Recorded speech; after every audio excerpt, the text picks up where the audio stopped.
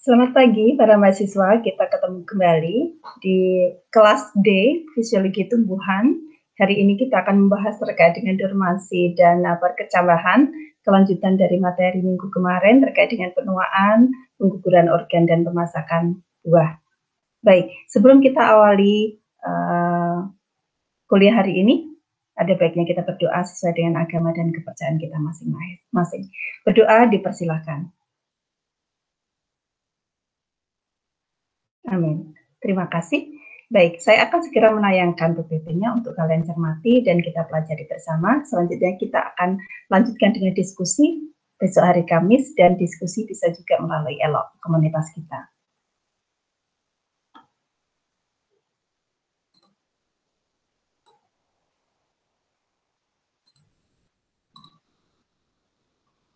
Para mahasiswa, dormansi dan perkecambahan ini adalah materi 2 sebelum kita selesaikan materi tentang fisiologi tumbuhan. Setelah itu kita akan belajar tentang fisiologi cekaman. Jadi ini adalah materi 2 terakhir. Jadi saya kira mahasiswa bisa sambil merekap ya materi-materi sebelumnya dari setelah materi ini untuk persiapan ke UAS-nya. Baik. Dormansi, apa itu dormansi? Ya. Ya. Oke. Dormansi adalah aktivitas metabolisme yang sangat rendah, hampir tidak terukur walaupun kondisi lingkungan sangat baik. Ingat, walaupun kondisi lingkungan sangat baik atau cocok untuk aktivitas metabolisme yang optimal. Ya, atau bisa juga diartikan dormansi adalah delayed germination until favorable environmental conditions are present for seed germination and sprout growth. Ya, bisa juga diartikan sebagai a protective condition that prevent the seed from germinating until all of the environmental factor required for optimum growth are present. Ya, kalau kita membicarakan tentang dormansi, biasanya kita akan bertemu dengan istilah quiescent. Apa itu? Quiescent adalah aktivitas metabolisme yang sangat rendah, hampir tidak terukur karena kondisi lingkungan yang tidak memungkinkan untuk melakukan aktivitas metabolisme. Ya, kalau kita biasa kemarin kalau kita belajar tentang akar itu di bagian tengah, di bagian ujung akar itu adalah bagian quiescent. Nah, ini kita ketemu lagi dengan istilah tersebut terkait dengan dormansi. Ya. Apa pentingnya dormansi? Satu, sebagai seedling survival. Increases the chances that germination will occur at the time and plays most advantages to the seedling. Ya. Jadi survival sebagai pertahanan diri terhadap lingkungan. Nah, biasanya justru ketika terjadi cekaman, maka tanaman justru akan lebih cepat proses generatifnya untuk menghasilkan biji. Ya, gitu ya. Kemudian yang kedua adalah creation of the seed bank. Ya, jadi memungkinkan berbagai spesies survive pada kondisi lingkungan tertentu. Nah, ini menghasilkan seed bank, ya, bank biji. Ya, ini biasa kita lakukan sebagai seorang biolog agar hasil penelitian kita itu akan bisa diteliti oleh peneliti selanjutnya oleh kita sendiri. Maka kita menyimpan bijinya sebagai seed bank. Bahkan yang lebih besar organisasinya juga ada ya. Bahkan sekelas PIAT aja juga mempunyai seed bank pada beberapa tanaman produksi. Ya. Kalau yang seedling survival tadi itu intinya adalah mencegah perkecambahan pada kondisi yang tidak memungkinkan. Ya, misalnya pada satu tanaman di lereng Merapi ketika wedus gembel, justru dia akan mempercepat perkecambahannya. Tapi ketika tidak terkena temperatur yang sangat tinggi, justru dia akan tetap sebagai biji yang dorman. Artinya apa? Dia akan tetap survive ya dengan waktu yang panjang gitu. Dengan mendormasikan dirinya. Nah, ketika waktunya tepat dia akan muncul sebagai bibit atau seedling tadi. Yang ketiga adalah synchronized germination, ya, in securing population of plant at same stage of development for outcrossing, ya, menjamin populasi tanaman pada tahap perkembangan yang sama untuk persilangan. Ya. Yang keempat adalah seed dispersal, ya tentu saja ya untuk penyebaran biji. Nah, macam-macam dormansi, itu ada dormansi biji, ada dormansi tunas, kalian juga sudah paham ini, dan dormansi bagian tubuh tumbuhan lain selain tunas. Ya. Nah, penyebab dormansi apa saja? Ya, bisa terjadi karena adanya zat penghambat, adanya sebab mekanik, ya bisa dengan coat-nya atau kulit bijinya, adanya cahaya yang tidak menguntungkan. Ingat, kita kemarin belajar tentang short day dan long day, ya. Kemudian adanya suhu yang tidak menguntungkan, ya, pada tanaman yang di negara 4 musim misalnya, ya, dengan kondisi yang dingin, sangat dingin pada musim dingin, ya. Kemudian di negara kita tentu saja juga ada musim kemarau yang sangat panjang, misalnya seperti itu, juga akan mempengaruhi dormansi. Adanya panjang hari, nah fotoperiodisme yang tidak menguntungkan, misalnya dia adalah tanaman short day, kemudian terjadi penyinaran yang long day, maka dia akan terjadi dormansi. Dan lepas panen adalah maksudnya adalah setelah panen, ya, jadi membutuhkan waktu tertentu untuk mengalami pemecahan dormansi. Dan yang ketujuh adalah embrio yang memang belum masak, ya, ini juga bisa menjadi penyebab dormansi. Lalu bagaimana dengan pemataan dormansi? Ya, jadi pemataan dormansi itu dapat diatur oleh interaksi antara hormon pemacu pertumbuhan, penghambat pertumbuhan, dan kapasitas DNA, ya, atau juga bisa diatur oleh ABA dan GA yang sifatnya endogen. Ya. Jadi kalau yang menghambat perkecambahan itu, ya, artinya dia still dormant, ya, itu bisa terjadi karena penghambatan penyerapan air, adanya barrier mekanik untuk pertumbuhan embrionya, kemudian adanya substansi penghambat perkecambahan. Tentu saja juga termasuk hormon ini tadi, ya, hormon ABA tentu saja. Lalu secara umum dormansi dapat dipatahkan dengan apa? Satu, dengan pemberian hari pendek untuk tanaman short day plants. Pemberian hari pendek menyebabkan penurunan ABA sehingga sintesis RNA dan protein dihambat, ya. Kemudian juga akan terjadi penghambatan metabolisme. Ya. Yang kedua, pemberian temperatur rendah atau chilling itu akan menurunkan ABA juga sehingga metabolisme akan berjalan lebih baik kalau terjadi penurunan ABA. Ya. Yang ketiga adalah perendaman dengan air panas. Ya, ini juga bisa dilakukan. Jadi kalau yang di praktikum kalian itu kan air panas, ya, direndam untuk beberapa saat, ada yang 10 menit, 15 menit begitu ya, untuk mempercepat pematahan dormansi. Baik, yang keempat adalah melakukan uap ether. Ini juga bisa dilakukan, ya, tapi memang berbiaya kan kita harus memberi ether yang harganya lumayan. Untuk pemberian teoria, ya, teoria ini dapat menyebabkan pertunasan ganda sengaja memang, ya, dengan perendaman dengan teoria, maka akan memunculkan adanya pertunasan ganda. Yang keenam adalah pemberian etilen, ya, hormon etilen sedang pada biji yang sedang dorman. Kemudian yang ketujuh pemberian GA. Ingat, GA bekerjanya secara berkebalikan dengan ABA. Karena GA ini sebagai depresor, ya, dan efektif pada dormansi yang dapat dipatahkan dengan temperatur rendah, ya. Oke, yang kedelapan adalah pemberian fotoperiodisme.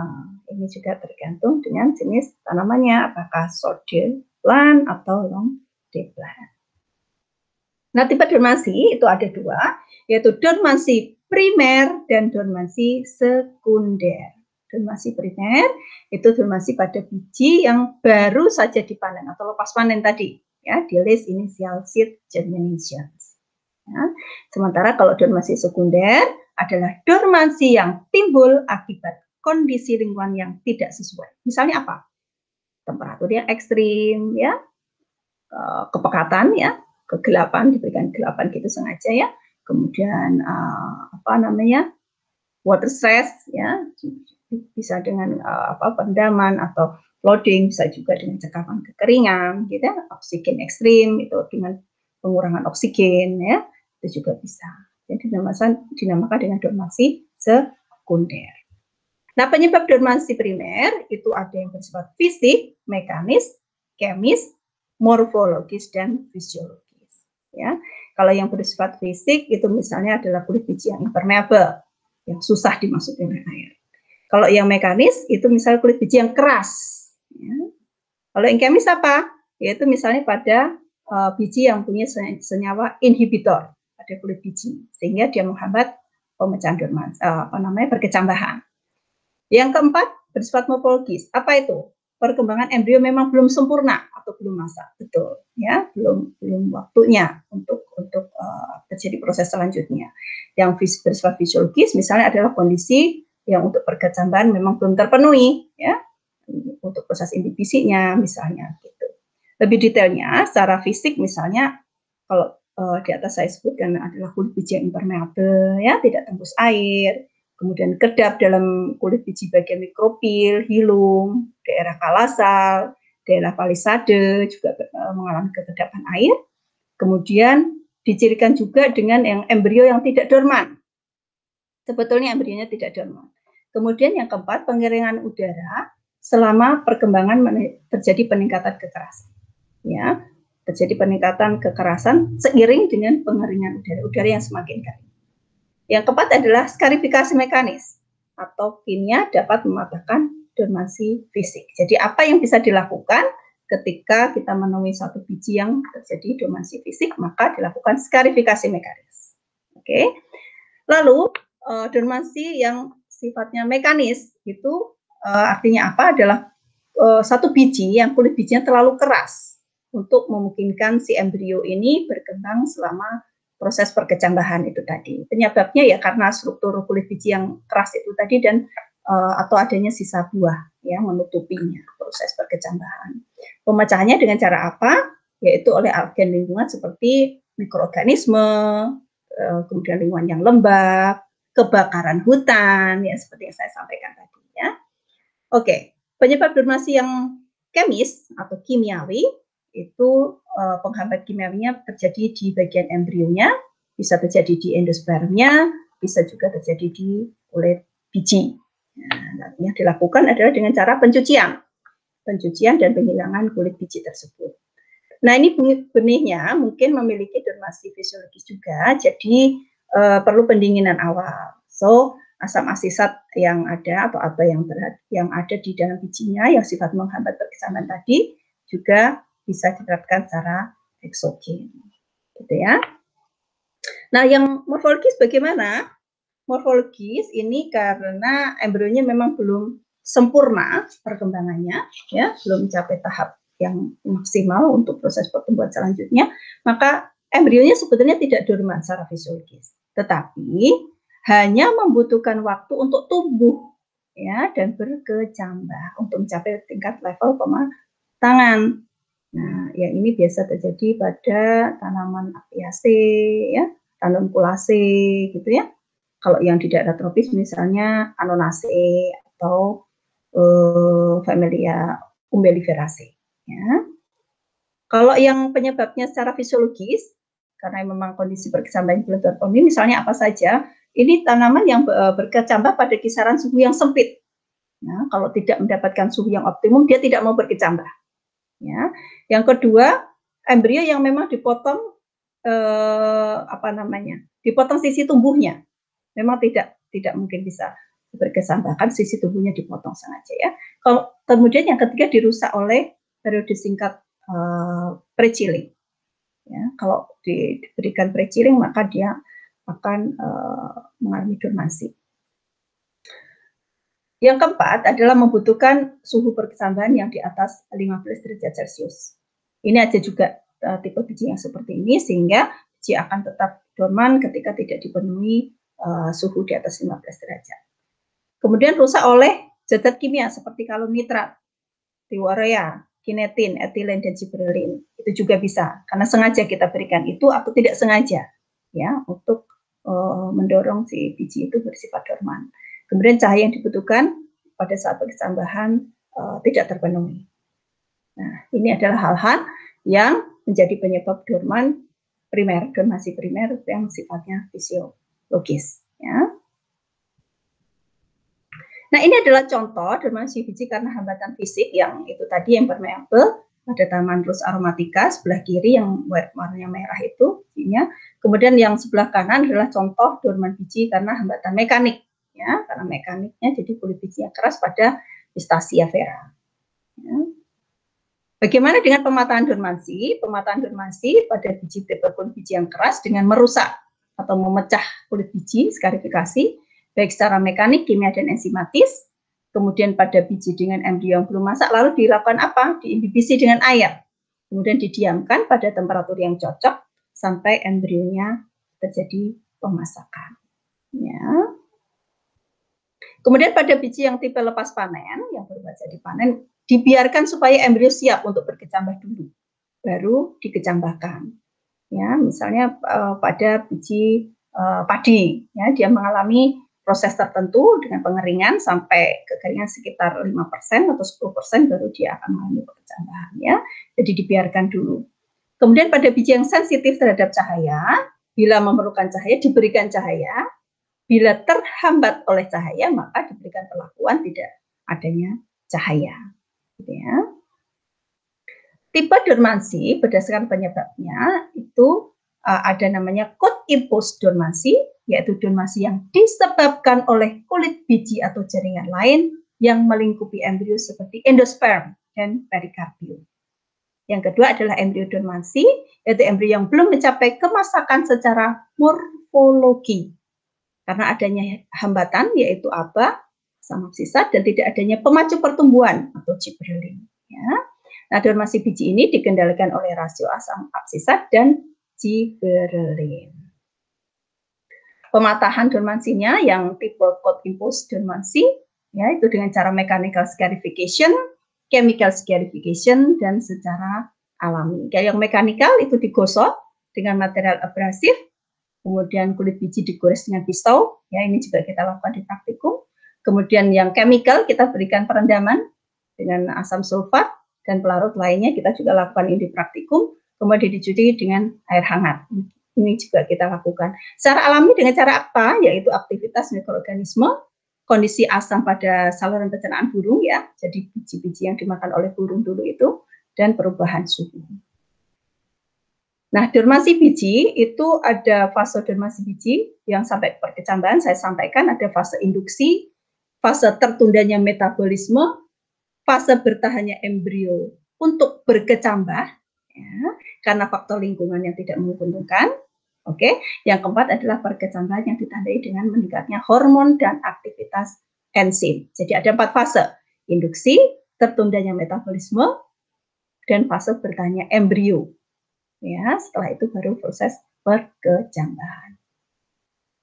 Nah, pemataan dormansi pada embrio dormansi. Jadi tipenya tadi ada 2 kan, yang cold tadi dan embrio dormansi.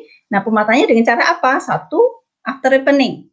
Yang kedua, stratification atau pre-chilling, ya, dengan pemberian suhu yang berbeda. Kemudian cahaya, kalau dibutuhkan cahaya diberikan, kalau dia justru tidak butuh cahaya, maka dia dihambat terkena cahaya.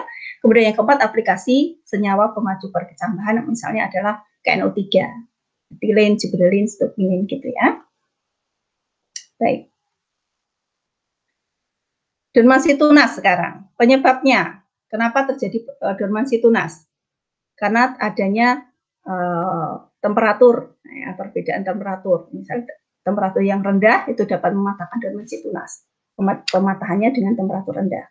Misalnya pada tanaman bunga tulip, ya, bunga tulip itu membutuhkan temperatur rendah untuk pematahan dormansi. Fotoperiodisme, alat penerima sisik tunas dan senyawa penerima fitochrom, ya. Jadi dia mempunyai reseptor tertentu, ya, sifat cahaya, pencahayaan. Kemudian ketersediaan air, bila airnya rendah, konsentrasinya rendah, jumlahnya rendah, maka terjadi dormansi. Yang keempat karena faktor hormon, ya. Jadi penyebab dormansi itu aba, ya, asam absisat. Kalian sudah tahu kalau abanya tinggi, maka GA-nya rendah, terjadi dorman. Kalau ingin terjadi pemecahan dormansi, maka GA-nya yang dinaikkan. Lalu apa yang terjadi dengan perkecambahan biji? Perkecambahan biji adalah proses pertumbuhan dan perkembangan embrio yang ada di dalam biji sampai radikula atau bagian embrio memecahkan kulit. Ya, germination is the development of the seed from the resting stage to the state of growth. Ya. The growth and the development from the seed to a plant. Ya, jadi pertumbuhan dan perkembangan dari biji menjadi tanaman. Suatu rangkaian proses yang kompleks yang menyangkut perubahan morfologis, fisiologis, dan biokimia pada biji. Oke. Tahap-tahapnya apa saja? Yaitu absorpsi air, BPC ya, aktivitas metabolisme terkait dengan apa? Hormon tadi, ya, ABA, GA, ya, pembelahan sel, pemanjangan sel, dan pemecahan kulit biji oleh bagian embrio. Gambarnya sebelah kanan saya sampaikan itu prosesnya, ya. Kemudian perkecambahan biji itu prosesnya seperti ini, ya. Jadi dari mulai absorpsi sebelah kiri kalian, sebelah kanan ya, ini ya, kalian sudah tahu ada H2O masuk, jadi absorpsi air, produksi sintesis GA, kemudian GA merangsang produksi alfa amilase dan oleh aleuron ya di bagian pinggir ini, ya. Kemudian amilase memecah cadangan pati dalam endoplasma, ya, cadangan sugarnya ini dipecahkan, amilase menjadi sugar ya, cadangan amilase amilumnya menjadi sugar. Kemudian dia menjadi bahan utama ya yang dipecah dalam respirasi menghasilkan ATP untuk pertumbuhan. Nah, gula ini tadi atau sugar itu tadi memicu pertumbuhan si embrio. Ini adalah stage of germination. Jadi bagian-bagiannya kalian bisa pelajari sendiri bagaimana si ABA berperan ya. Kemudian bagaimana dia mulai terjadi pemecahan cadangan makanan ya di bagian endosperm, kemudian dia mulai membutuhkan tenaga untuk pemunculan radikula ya, itu ada di stage ini. Nah, peran cahaya dalam perkecambahan itu ada biji yang perlu cahaya untuk berkecambah, namun ada juga biji yang terhambat oleh adanya cahaya, dan yang ketiga ada biji yang berkecambah dipengaruhi oleh fotoperiodisme, misalnya adalah lettuce ya. Nah, ini adalah senyawa kimia pemacu perkecambahan, yaitu KNO3, diurea, etilen, GA, dan kinetin atau sitokinin. Ya. Lalu senyawa kimia penghambat perkecambahan apa saja? Ada kumarin, ada paraforbic acid, ada amonia, asam ferulat, ABA, senyawa fenol, alkaloid, dan alerokem. Ini kalian nanti bisa terapkan ketika kalian mencoba untuk praktikum sendiri ya di rumah nanti. Nah, metabolisme perkecambahan biji dimulai dari respirasi, yaitu aktivitas peningkatan selama perkecambahan mengalami peningkatan respirasi untuk menghasilkan energi ya bagi pertumbuhan dan perkembangan sitri mulai dari radikula. Kemudian yang kedua adalah penguraian cadangan makanan pada biji, yaitu pemecahan material tertentu pada biji, aktivitas enzim untuk penguraian karbohidrat, lipid, protein, dan material lain yang meningkat selama perkecambahan. Kemudian aktivitas enzim tersebut dikendalikan secara hormonal. Ya. Yang kedua, terjadi transport material dari satu bagian ke bagian lain. Yang ketiga adalah sintesis material baru dari penguraian produk yang terbentuk tadi. Ya. Kalau pertumbuhan bibit atau seedling itu selama belum dapat berfotosintesis, pertumbuhan bibit menggunakan cadangan makanan. Ya. Kalian tentu sudah paham itu ya dari endosperm tadi kemudian menjadi kotiledon. Maka adanya kotiledon tadi membedakan bibit atau seedling menjadi dua, yaitu epigial dan hipogial. Yang epigial itu yang gambar yang kanan itu, kalian amati kotiledonnya ikut terangkat ke atas. Nah, ketika terjadi perkecambahan. Nah, terangkatnya kotiledon ini karena adanya pemanjangan hipokotil ke atas, sedangkan pemanjangan hipokotil ke bawah tertahan oleh adanya akar lateral. Nah, itu penyebabnya ya. Nah, ini adalah bibit yang hipogial ya, ketika kotiledonnya tetap berada di dalam tanah. Hal ini terjadi karena hipokotil sedikit memanjang atau tidak memanjang sama sekali dan epikotil justru menekan kotiledon, misalnya pada Rhizome sativum. Ini Kalau yang hipogeal ini misalnya pada apa namanya, siamais ya, ada siamais.